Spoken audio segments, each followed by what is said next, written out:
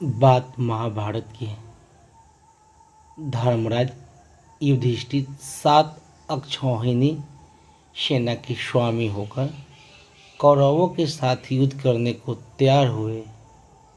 पहले भगवान श्री कृष्ण परम क्रोधी दुर्योधन के पास दूत बनकर गए।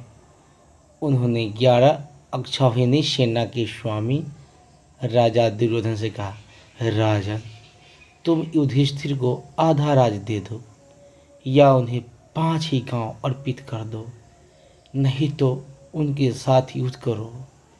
श्री कृष्ण की बात सुनकर दुर्योधन ने कहा, मैं उन्हें सुई की नोक के बराबर भूमि नहीं दूंगा। हाँ, उनसे युद्ध अवश्य करूंगा।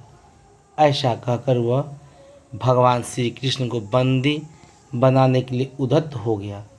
उस समय राज्यसभा में भगवान श्री कृष्ण ने अपने परम दुर्धर्ष विश्वरूप का दर्शन कराकर दुर्योधन को भयभीत कर दिया। फिर विदुर ने अपने घर ले जाकर भगवान का पूजन और सत्कार किया। तदंतर वे युधिष्ठिर के पास लौट गए और बोले, महाराज, आप दुर्योधन के साथ युद्ध कीजिए।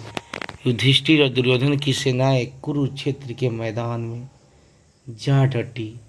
अपने विपक्ष में पितामह भीष्म तथा आचार्य द्रोण आदि गुरुजनों को देखकर अर्जुन युद्ध से विरत हो गए। तब भगवान श्री कृष्ण ने उनसे कहा, पार्थ, भीष्म आदि गुरुजन शोक के व्यग्र नहीं है। मनुष्य का शरीर विनाशशील है, किंतु आत्मा का कभी नाश नहीं होता। यह आत्मा ही परम ब्रह्म है, मैं ब्रह्म हूँ। इस प्रकार तुम उस आत्मा को समझो। कार्य की सिद्धि और असिद्धि में समान भाव से रहकर कर्मयोग का आश्रय ले क्षत्र धर्म का पालन करो। श्री कृष्ण के ऐसा कहने पर अर्जुन रथारूढ़ हो युद्ध में प्रवृत्त हुए। उन्होंने शंखा ध्वनि की दुर्योधन की सेनाओं सबसे पहले पितामह भीष्म सेनापति हुए। पांडवों की सेनापति श्रीखंडी थी। इन दोनों में भारी युद्ध छिड़ गए।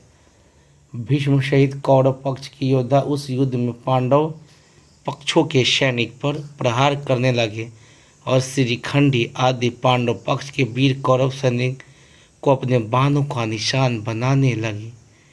कौरव और पांडव सेना का वह युद्ध देवासुर संग्राम के समान जाना पड़ता है।